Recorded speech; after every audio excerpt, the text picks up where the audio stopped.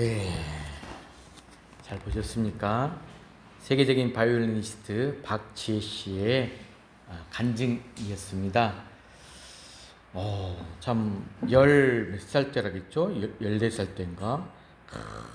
독일에서 청소년 콩쿠르트 1등을 하여서 굉장히 세계적인 바이올리니스트로 활동을 하였는데, 그렇게 명성이 있고 정말로 애로움이라는 것이 찾아오지 않을 뿐 그런 사람인 것 같은데, 애로움 가운데 거하다 우울증에 걸려 그 힘든 시기를 극복하는 과정 가운데 하나님을 만났던 것이죠. 이 박지혜 씨가 경험했던 깊은 이 수렁과 건지시고 치유하여서 또 가지고 있는 은사, 우리는 각자의 도구가 있어요. 여러분도 하나의 재능, 달란트, 분명히 하나님은 우리에게 하나의 도구를 주십니다. 그걸 통하여 위대하게 사용하시는 그 하나님을 우리 모두 이 시간 깊이 묵상하면서 주를 믿는 모든 사람에게 이 주시는 이 은혜를 사모하며 주님께 영광받기에 쓰임받기를 경험하시 결심할 수 있는 귀한 여러분 되시길 주의 이름으로 간절히 축복합니다. 자, 오늘 저는 이 애로움을 주제로 하다가 혹시 I will learn some tonight, 무슨 말이죠? I will learn some tonight. 당신은 오늘 밤 애로우십니까? 이 노래를 부르신 분이 세계적인 분이 한 분이 계시는데, 배집사님 누굴까요? 젊었을 때 많이 청년 때 들을 수 있었었는데 오늘 밤 애로워서 이 팝송을 들었지 않았을까? 바로 엘비스 프레슬리. 누군지 아시겠어요? 엘비스 프레슬리 감미로운 음성, 너무나도 잘 알려진 노래 제목입니다. 우리 윤경이가 찾아놨는데, 이 노래는 많은 사람에게 동감이 되는 인생의 애로운 문제를 다루고 있거든요. 또 그래서 이 노래가 일약 세계적인 히트를 치게 되었고 많은 사람에게 사랑을 받게 되었어요. 제가 한번 이 가사를 한번 보시고 번역을 좀 해놨거든요. 그래서 이걸 한번 보여주면 좋겠다 생각했어요. 오래간만에 아마 이 음악을 들으신 분도 있고, 이제 엘비스가 부른 노래는 아닙니다. 이제 또 이렇게 뭐라 하죠? 시비야 다른 사람이 부른 노래 이렇게 번역해서 이렇게 불렀는데, 엘비스는 남자잖아요. 그래서 찾다 보니까 영화도 나와 있더라고요. 엘비스의 생애를 다룬 영화가 있어요. 한번 보면 좋겠다. 오늘 어제 검색해 보다가 마지막 죽음이 참 애로웠던 자구나. 그 죽음에 대해서 많이 다루고 있더라고요. 그래서 엘비스도 참 많은 세계적인 명성과 이름을 날리고 있지만 뭔가 이 곡처럼 애로움 가운데서 혼자 또 많은 것들을 이렇게 투쟁하며 살아지 않았을까. 그러면서 이 가사에 어떤 의미가 담겨 있지 않았을까 한 생각을 해보았습니다. 좋은 추억으로 또 잔잔한 음악으로 여러분들 한번 또 이렇게 음악을 하나 또 들었네요. 여러분, 우리가 보통 어떤 자살한 한 노파가 있어요. 그분이 남겼던 어떤 일기장이라든지 유언을 보게 되면 1년 365일 판에 박듯이 대체적으로 오늘은 아무도 찾아와 주지 않았다. 이 자살한 노파, 요즘에 1인 가구에 대한 부분 때문에 정부에서도 특별히 그들을 위한 상담의 부분들을 또 열어놨거든요. 애로움을 많이 타고 있기 때문에 오늘은 아무도 찾아와 주지 않았다. 이렇게 핵가족 시대에 애로움의 노인들이 가장 큰 문제로 대두하고 있다는 것입니다. 그런데 이 애로움은 여러분 단지 노인들만의 문제가 아니죠. 젊은 사람도 고독함을 느끼고 있어요. 그래서 이 시대에 가장 만성적인 질환 중에 하나가 애로움이랍니다. 심장병 환자가 있어요. 그들의 50%가 심장병을 갖기 전에 50%가 애로움을 경험했다고 합니다. 정신과 치료를 받는 환자의 80%가 이 외로움 때문에 불면증에 시달려요. 신경쇠약 증세에 시달리고 있다는 통계도 나왔습니다. 그러므로 이 외로움의 문제는 어떤 특정인에게만 해당되는 문제가 아니라 바로 여러분의 문제고 나의 문제일 수도 있습니다. 그렇다면 오늘 주신 말씀을 통하여 여러분 안에 자리 잡고 있는 이 애로움과 이 고독의 문제가 자연스럽게 해결되는 오늘 비법, 그 복된 시간이 주어질 것입니다. 그런 길로 나아가시길 바랍니다. 자, 저는 보면 책에서 한번 봤던 내용인데 이 동맥을 끊어요. 그럼 자살하는 거죠. 그런데 미수에 멈췄어요. 그런 여고생이 하나 있었는데 일본 여고생의 이야기였는데 자살을 한 이유, 시도한 이유가 뭐냐 하는 질문에 그 학생이 잠시 동안 아무런 대답이 없다가 그 학생은 그 왕발 같은 눈동자에서 눈물을 뚝뚝 떨구며 다음과 같이 말했답니다. 나는 쓸쓸하고 고독해요. 나는 쓸쓸하고 고독해요. 여러분, 이처럼 외로움은 연령이나 신분 또는 상황을 제한하지 않아요.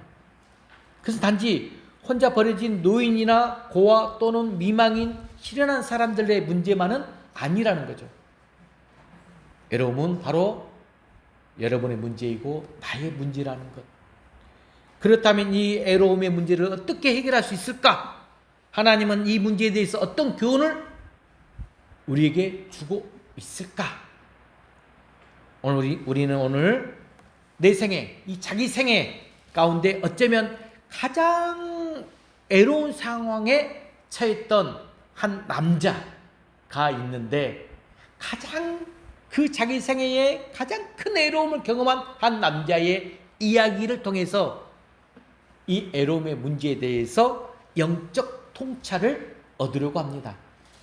여러분들 귀하게 한번 통찰하는 시간 되시길 바랍니다. 그래서 오늘 말씀은 그 이야기가 디모데후서 4장 9절부터 18절에 기록되어 있다는 것이죠. 자, 이 디모데후서는 바울이 마지막으로 쓴 서신입니다. 서신 편지라는 거예요. 그것은 바울이 로마 감옥에 갇히게 되는데 두 번째로 지금 투옥이 된 상황이에요. 두 번째 투옥이 되어서 자신의 죽음을 기다리고 있는 그 상태에서 기록된 서신입니다. 죽음을 임박한 옥중 서신이라는 거죠. 본문에 보면 바울의 주변에 있던 모든 사람들이 다 이런저런 이유로 바울을 떠납니다. 다 떠났어요. 누구만 남았죠? 누가만 남았어. 누가만 남고 바울과 함께 있다고 우리 10절에 보면 나와 있죠. 로마의 어두운 그 컴컴한 토굴에 늙고 여인 한 노인이 홀로 앉아있는 모습 한번 상상해 보시길 바랍니다. 아마 자연스럽게 그 노인을 상상해 볼 때 애롭고 고독함이라는 그림이 여러분 머릿속에 그려질 것입니다. 그는 어떻게 이 무서운 이 애로움을 극복했을까요? 오늘 본문은 우리에게 몇 가지 교훈을 주고 있고 우리는 통찰할 수 있는 지혜를 얻을 수가 있습니다. 자, 첫 번째, 애로움을 극복하는 길, 비법. 첫 번째, 한번 읽어볼까요? 시작. 우리는 깊고 진실된 관계를 개발하는 것이다. 개발해야 한다. 애로움의 문제가 딱 닥쳐와요. 극복하려면 깊고 진실된 관계를 개발할 줄 알아야 돼요. 깊고 진실된 관계를 개발하라. 자, 여러분, 애로움은 반드시 사람의 부재로서만 생기는 게 아닙니다. 내 주변에 사람이 없어서 내가 애롭다? 그게 아니에요. 우리는 누군가가 내 곁에 없기 때문에 애롭다고 생각해요. 그러나 과연 그럴까요? 만약에 사람의 부재가 원인이라고 한다면 지금 이 대부분 현대사회, 현대인들을 한번 살펴보세요. 역사적으로 가장 외롭지 않은 지금 현 시대를 사는 사람이 되어야 돼요. 현대인들만큼 지금 여러분들 사람들 접하는 그 상황과 시대를 봐보세요. 우리 현대인의 사는 시대는 역사상 굉장히 학교에서나 직장에서나 사업처에서나 우리는 얼마나 많은 사람들을 만나고 있는지 모릅니다. 만나서 웃는 얼굴로 그들과 함께 인사를 나눕니다. 시장에 가서 가게에서 또는 거리에서 우리는 또 얼마나 많은 사람들과 옷깃을 스치고 지나갑니까? 그러나 그런 만남이 우리의 애로움을 해소해 주지 않으면 이 매일 일상 우리의 삶의 경험을 통해서 너무나 잘 알고 있다는 것입니다. 자, 우리가 앞에서 영상을 보았던 노래, 제가 소개했던 엘비스 프레슬리. 그가 죽기 일주일 전에 메모지에다가 이런 말을 써놨어요. 죽기 일주일 전에. 그래서 이 사망 원인이 참 여러 가지 설이 나와요. 이렇게 써놨어요. 믿을 수 없을 정도의 애로움을 느낀다. 어떤 밤은 너무나 쓸쓸하고 혼자라는 생각에 잠을 이룰 수가 없다. 이 견딜 수 없는 애로움 때문에 죽을 것만 같다. 제발 주님 도와주세요. 여러분, 이 낙 엘롤의 황제라고 불릴 정도의 슈퍼스타, 이 엘비스의 주위에 왜 사람이 없었겠습니까? 그런데 이런 글이 남겨 있었어요. 그의 비를 맞추려는 사람들이 주변에 가득했을 것이에요. 그와 일하는 사람들도 많았을 것입니다. 필요하다면 돈으로 사람을 살 수도 있었을 것입니다. 그러나 그는 이 죽을 것 같은 애로움을 느꼈다는 것입니다. 어쩌면 그 엄청난 고독이 그를 죽음으로 몰고 갔을 것입니다. 돈이 없어서가 아니고 주위에 사람이 없어서가 아니고 할 일이 없어서도 아닙니다. 그 모든 것이 있었지만 그는 애로웠어요. 여러분, 애로움은 사람의 부재가 아니라 관계의 부재에서 생깁니다. 따라해 볼까요? 애로움은 사람의 부재가 아니라 관계의 부재에서 생긴다. 우리가 참되고 진실된 관계가 없을 때 우리 주위에 아무리 사람이 많더라도 우리는 애로움을 느낄 것입니다. 그러므로 애로움의 해결책은 참된, 깊고 질시된 관계를 개발하는 것이다 라고 제가 첫 번째 비법을 여러분에게 나누고 있는 거예요. 자, 그러면 물리적으로 이 애로운 순간이 오더라도 우리는 내가 깊은 참된 관계를 개발해 놓으면 그 애로움을 극복할 수가 있어요.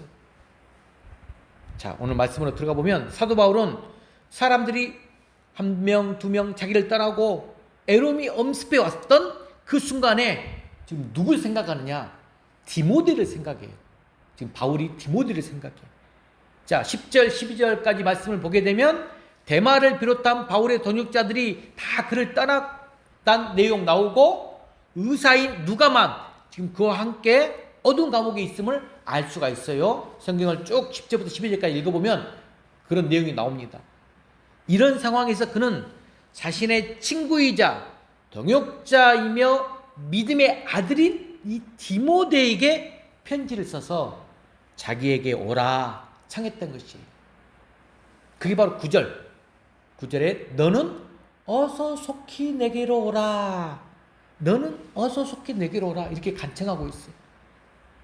바울은 디모데의 얼굴을 하루라도 빨리 지금 보고 싶어 했어요. 여러분, 바울과 이 디모데의 관계가 어떠했는지 잘 아시죠? 자, 어떠했는지 알 수 있는 구절이 디모데후서 1장 3절로 4절 말씀이에요. 성경책 있는 분들 앞으로 넘기고 화면 보고 한번 읽어볼까요? 1장 3절로 4절 시작. 내가 밤낮 간구하는 가운데 쉬지 않고 너를 생각하여 청결한 양심으로 조상적부터 섬겨오는 하나님께 감사하고 네 눈물을 생각하여 너 보기를 원함은 내 기쁨이 가득하게 하려 함이니. 참 그 마음을 좀 읽을 수 있는 내용 아닙니까? 바울은 밤낮 쉬지 않고 디모데를 생각했다는 거예요. 디모데는 바울과 헤어질 때 눈물을 흘렸다는 거예요. 네 눈물을 생각하고 바울은 지금 그를 보기를 열망하고 만날 때 기쁨이 가득할 것이다 라고 지금 이야기한 글입니다. 여러분 또 빌립보서 2장에 보게 되면 디모데는 바울을 어떻게 대하느냐, 자식이 아비에게 대하듯 했다고 나와요. 그럼 반대로 바울은 디모데를 참 아들, 사랑하는 아들 이렇게 불렀어요. 두 관계가 정말 친밀하죠. 그들은 그저 인사나 하고 몇 마디 내용 없는 말을 하고 지나는 피상적인 관계가 아니었다는 거예요. 그들은 어떤 일 때문에 또는 어떤 직업적인 목적 때문에 관계를 유지하는 자들이 아니었다는 거죠. 그들은 진정으로 삶을 나누며 자신의 이 감정을 드러내며 필요한 순간에는 의존자가 되어주며 그런 아름다운 관계 가운데 있었다는 것입니다. 자신의 생애 가운데 가장 애로운 순간은 바울은 그래서 이 디모데를 자신에게 지금 현재 가장 애로운 순간에 디모데에게 오라고 했다는 거예요. 여러분은 누군가와 진정한 관계를 맺고 있습니까? 진정한 관계 맺고 있는가? 내 자신 한번 살펴보세요. 여러분이 힘들고 지쳐 있을 때 기댈 수 있는 그 친구가 내 주변에 있는가? 한번 살펴보세요. 물론 여러분의 가족이 그럴 사람이 될 수도 있어요. 또 믿음 안에서 우리가 동성 간의 아름다운 성도가 우리 교회 안에서 관계를 맺을 수가 있어요. 그러나 이런 우정의 관계는 가만히 있는데 가만히 있어서 저절로 되는 건 절대 아닙니다. 그래서 제가 이 고든 맥도날드 이분의 이야기를 지금 화면에 띄워놨어요. 자, 한번 읽어볼까요? 이분은 우정을 이렇게 이야기했어요. 시작. 우정은 저절로 생기지 않는다. 우정은 찾아야 하며 발전시켜야 한다. 우정은 계속 가꾸어가는 것이다. 우정은 우연의 소산도 아니요 저절로 지속되는 것도 아니다. 마치 처음 씨 뿌려 놓은 꽃이 필 때까지 식물을 정성 들여 키우는 것처럼 우정도 그렇게 키워가야 하는 것이다.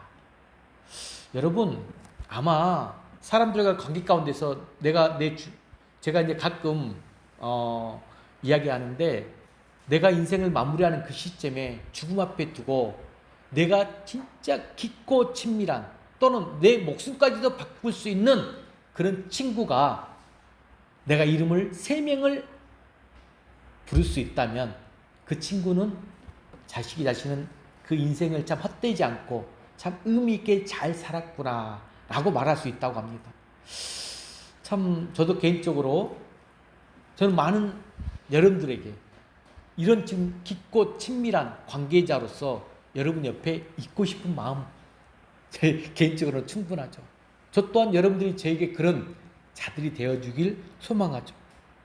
그러므로 여러분의 친구나 멘토에게 연락하여 차를 마시거나 식사를 같이 하는 그런 시간들을 많이 가져야 됩니다. 저절로 생기는 게 절대 아니에요. 어느 정도 우리가 시간의 헌신, 물질의 헌신, 우리가 서로 삶의 헌신을 같이 나누어야 돼요. 만약 그런 사람이 없다면 기도하면서 그런 관계를 만들어야 됩니다. 누군가에게 친구가 되고 싶다고 또는 멘토가 되어달라고 부탁을 해야 되죠. 그래서 여러분들이 교회 안에서 특별히 가족 공동체, 제가 어저께 우리 전인상담소 교육을 다시 교회에서 코로나 때문에 쉬었다가 시작하면서 어떤 목사님 네가 이제 교회를 와서 교육을 받았어요. 교회 이름이 우리 교회랍니다. 우리 교회. 식사하면서 저는 이제 풍암 우리 교회잖아요. 그래서 우리 김상환 교수님께서 물어보셨어요. 왜 우리 교회라고 했어요? 그러니까 우리라는 단어가 너무 좋아서 교회를 물어보면 우리 교회입니다 말하면 함께 한 공동체가 되는 것 같아서 좋다. 그래서 우리 교회라 했다 하더라고요. 저는 왜 우리 교회라고 했을까요? 그래서 저도 한번 생각해 봤어요. 나는 왜 우리 교회라고 했지? 처음에 굉장히 이름을 지을 때 기도하면서 많이 고민했거든요. 저도 그분 목사님과 의미는 같지만 저는 여러분한테 계속 주장하고 있는 게 가족 공동체입니다. 가족이에요. 우리란 말은 한국적 정서에서 어떤 이야기를 할 때 자연스럽게 나오는 단어인데 하나의 공동체인데 가족 공동체의 의미에서 우리나라는 정서적으로 많이 갖춰져 있어요. 저는 여러분들과 정말로 깊고 친밀한 관계, 가족만큼 든든한 관계가 어디가 있겠습니까? 그래서 그런 하나님의 혈육으로 만나지 않았지만 하나님 안에서 그리스도의 공동체, 가족 공동체로 우리 교회에 여러분들이 함께 존재하고 있습니다. 그래서 여러분들이 우정과 신뢰 잘 쌓아가고 참으로 깊고 친밀한 관계를 믿음 안에서 개발하시길 바랍니다. 그러한 관계가 애로움의 문제를 첫 번째로 해결해주는 길이었습니다. 자, 두 번째는 뭐냐? 자, 두 번째 애로움을 문제를 극복하는 길은 읽어봅시다. 시작. 애로움을 건설적으로 사용하는 것이다. 건설적으로 사용하라. 여러분 이열치열이란 말 들어보셨죠? 이열치열. 다 너무 더워요. 더우니까 더움으로 이긴다는 거예요. 그러면 이 애로움의 경우에도 이 말이 그대로 적용될 수 있다는 거예요. 우리는 때때로 애로움을 애로움으로도 이길 수 있다는 거야. 무슨 말도 안 되는 소리 하십니까? 할 수 있는데 잘 들어보세요. 혼자 있을 때 우리는 또는 애롭다는 느낌이 들 때 애롭다는 느낌이 들 때가 있어요.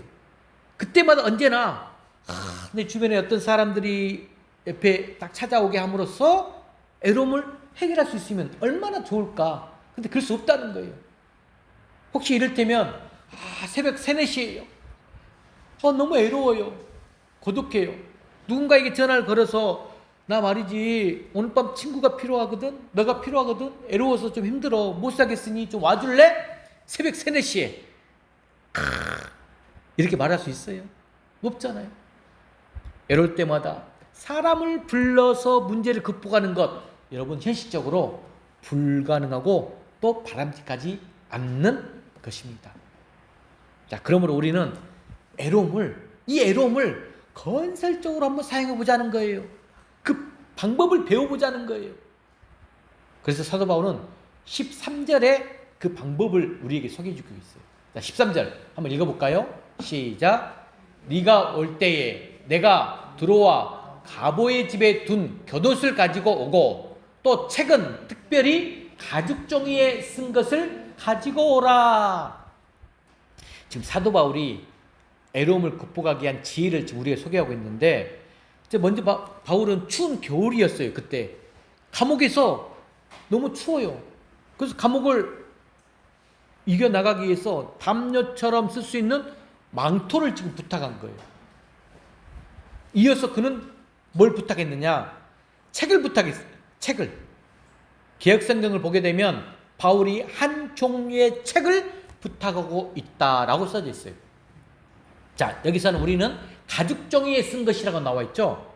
이것은 키너에 의하면 그리스도인들에 의해 대중화된 책의 형태라고 하는데, 여러 성경학자들은 그것이 구약 성경의 한 부분이 아닐까 이렇게 추측해요.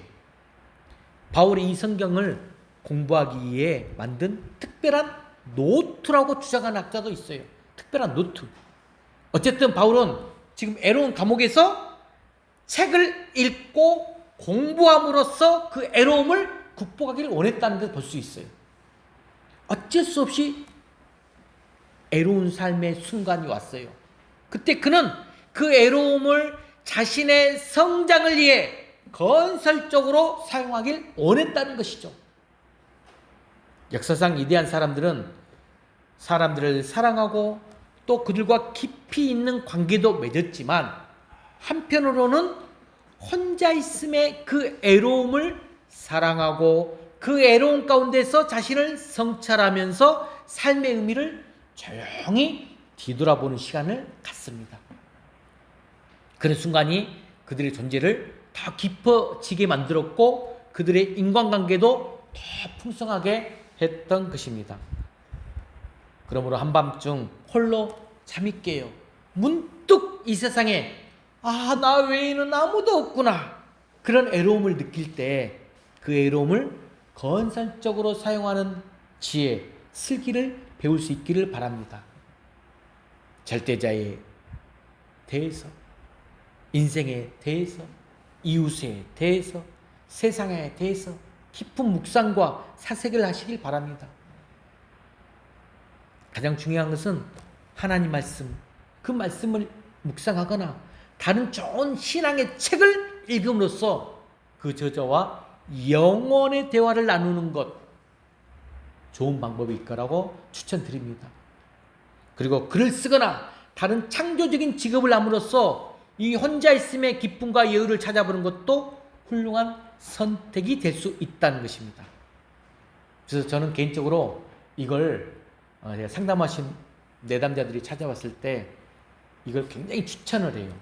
그래서 책 읽기와 감사의 글쓰기, 지금도 그렇게 잘 실천해가지고 잘 이겨내고 있는 한 내담자가 있는데 굉장히 건설적으로 사용하는 것입니다. 애로움의 시간을 더 나은 존재로 발돋할 수 있는 기회로 삼으시길 바랍니다. 그래야 물밑에 찾아오는 이 애로움을 믿음으로 잘 극복하는 우리 풍화문의 모든 공동체가 되길 주의로 간절히 축복합니다. 자, 마지막 세 번째입니다. 애로움의 문제를 극복하는 방법 세 번째 읽어볼까요? 시작. 주님의 임재하심을 경험하는 것이다. 주님의 임재하심을 경험하는 것. 자, 이게 16절 18절까지 나오는데, 자, 바울은 자신이 지금 예비 재판을 받았을 때 아마 그 차가운 겨울의 독방과 같은 이 무력하고 절망적인 애로움, 아니 그거보다 더 훨씬 더 강한 어떤 절대 고독 같은 그 느낌을 느꼈는지 몰라요. 예비 재판 받았을 때부터. 16절 말씀 화면에 보게 되면 내가 처음 변명할 때에 나와 함께한 자가 하나도 없고 다 나를 버렸으니. 와, 이 말씀에 얼마나 많은 것들이 들어있습니까? 처음 변명할 때, 재판받을 때, 예비 재판 받고 있을 때에 나와 함께한 자들이 다 없어. 다 떠났어. 다 나를 버렸다는 거. 당시에 황제 앞에서 본 재판을 받기 전에 예비 재판을 받게 되어 있었어요. 그때 보통 친구의 변호가 있어요. 친구의 변호. 바울은 사람들로 가득 찬 재판장들을 딱 둘러보는데 아무도 아는 사람이 없다는 거. 누가 아는 사람이 있나? 둘러보았는데 아무도 없어요. 그의 친구 중 그 누구도 그의 곁에서 그를 격려하며 그를 변호할 자가 없었습니다. 여러분 상상해 보세요. 그러면 얼마나 절망적인 외로움을 느꼈을까요? 그런데 그 외로움을 어떻게 극복했을까? 그런 상황에서 그게 바로 17절부터 18절에서 대답이 나와요. 자, 한번 읽어볼까요? 시작. 주께서 내 곁에 서서 나에게 힘을 주심은 나로 말미암아 선포된 말씀이 온전히 전파되어 모든 이방인이 듣게 하려 하심이니 내가 사자의 입에서 건짐을 받았느니라. 주께서 나를 모든 악한 일에서 건져내시고 또 그의 천국에 들어가도록 구원하시리니 그에게 영광이 세세무궁토록 있을지어다. 아멘. 자, 여러분 17절 상반절 주께서 내 곁에 있어서 나에게 힘을 주심은, 지금 주님이 그와 함께 하셨던 것이에요. 여러분 주님도 십자가상에서 마지막 죽음을 달리하실 때 아버지여 아버지여 어찌하여 나를 버리시나이까 절구하며 지상에서 가장 애로운 죽음을 죽으신 그분이 바로 바울의 옆에 오셨다는 거예요. 비록 사람들 가운데서는 아무도 바울의 곁에 선 사람은 없었어요. 하지만 주님은 오셔서 그의 옆에 서 계셨던 것입니다.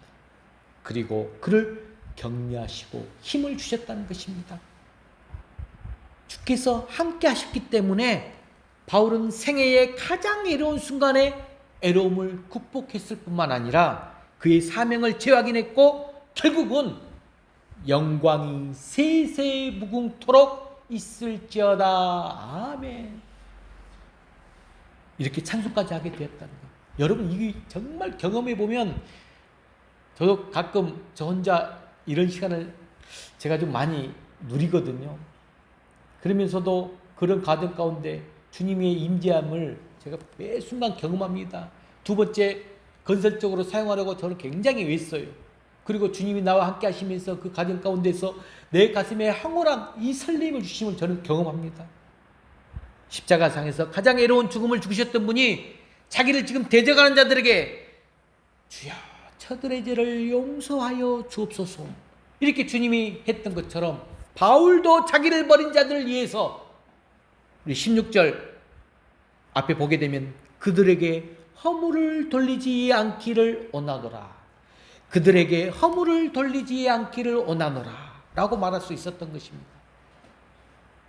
여러분, 제가 굉장히 이 오늘 말씀을 준비하면서 한 분, 두 분 떠오르는 분들이 많았어요. 하지만 그들을 위해서 제가 기도할 수 있었던 것이 감사했었습니다. 여러분, 주께서 우리의 애로움을 이해하신다는 사실, 인간적으로, 인성적으로 이 땅 가운데 사시면서 죽음의 마지막까지 같이 경험한 그 인생을 가지신 주님이기에 우리를 이해하신다는 사실을 알고 있습니까? 그분은 몸소 애로움을 경험했어요. 그렇기 때문에 그분은 우리를 어떻게 위로해야, 격려해야 하는지를 너무나 잘 알고 계셨다는 것이죠. 친구도 부를 수 없고 책도 눈에 들어오지 않고 어떤 것도 할 수 없을 정도로 두려움, 애로움이 여러분을 감쌀 때 여러분 기도하시길 바랍니다. 애로움을 누구보다도 덜 아시는 그분께 나에게 찾아오셔서 도와달라고 말씀드리시길 바랍니다. 그러면 임마누엘이라는 이름을 가지신 그분이 오셔서 여러분과 반드시 함께 하실 것입니다. 그리고 세상이 줄 수 없는 그 크신 사랑과 따뜻함을 느끼게 하실 것입니다. 여러분은 임마누엘, 곧 우리와 함께 하시는 그 하나님의 임재하심으로 그토록 끔찍한 애로움을 극복할 수 있을 것입니다. 저는 오늘 예배 전에 그래서 임재를 찬양하는데 역시 하나님의 놀라우신 저 임재를 제가 오늘 경험하고 임재 가운데서 여러분들이 정말 누리기를 원하는 마음 가운데 오늘 주일을 준비했거든요. 이경재 집사님이 저하고 소통이나 해가지고 이렇게 준비하면 너무나 그냥 그런갑다 했는데 하나님께서 그 마음들을 연결시켜줘요. 저는 매 주마다 이런 것들을 맛봅니다. 주 안에서 사랑하는 성도 여러분, 여러분 오늘 밤 애로우십니까? 어쩌면 그 애로움 주님께서 여러분에게 무언가를 하라는 신호라는 거예요. 사인이에요. 자, 마지막으로 정리했던 걸 볼까요? 애로움이 있을 때 무슨 신호를 원하는가? 자, 윤계가 넘겨줄까? 자, 첫 번째로 그것은 깊고 진실된 관계를, 제가 적어라는 대로 안 적었네요. PPT를. 깊고 진실된 우정을 개발하라. 깊고 진실된 우정을 개발하라. 라는 신호입니다. 그런 메시지예요. 깊고 진실된 우정을 개발하라는 것. 그렇다면 주도권을 쥐고 누군가에게 친구가 되어주려고 우리가 노력해야 된다는 거예요. 내가 주도권 쥐고 누군가의 친구가 되어주기로 내가 시간적 헌신, 물질적 헌신, 그리고 내 삶의 헌신을 해야 된다는 것. 그리고 또 어쩌면 두 번째로는 건설적으로 사용하는 것. 즉, 내 내면을 들여다보고 성장하라는 신호라는 거예요. 내면을 들여다보고 성장하는 신호. 그러면 깊고 진지하게 성찰해 보시길 바랍니다. 자신을, 말씀을 읽거나 책을 통하여 창조적인 활동을 해 보시길 바랍니다. 마지막으로 또 하나 좀, 그것은 세 번째로 주님의 임재하심을 경험하라는 사인이라는 것입니다. 주님의 임재를 경험해 보는 사인. 그렇다면 그분의 이름을 부르면서 우리가 주님의 이름을 불러요. 임마누엘 하나님, 내게 찾아오셔서 나와 함께 동행하여 주세요. 나의 애로움을 사라지고 주님의 따뜻한 위로로 이 시간 함께 임재하여 주소서. 그 하나님의 임재에 민감하는 여러분 되시길 바랍니다. 그러면 주님이 오셔서 여러분에게 반드시 힘을 주실 것이고 그분의 도우심으로 여러분의 모든 문제가 극복될 수 있을 것입니다. 이 하나님의 은총이 여러분과 함께 할 수 있기를 진심으로 축복합니다. 그래야 이 광야 같은 세상에서 이 애로움을 극복하고 날마다 승리의 노래로 하나님께 영광 올리며 나가는 포함물의 모든 가족 공동체가 되길 주의 이름으로 간절히 축원합니다. 기도하겠습니다.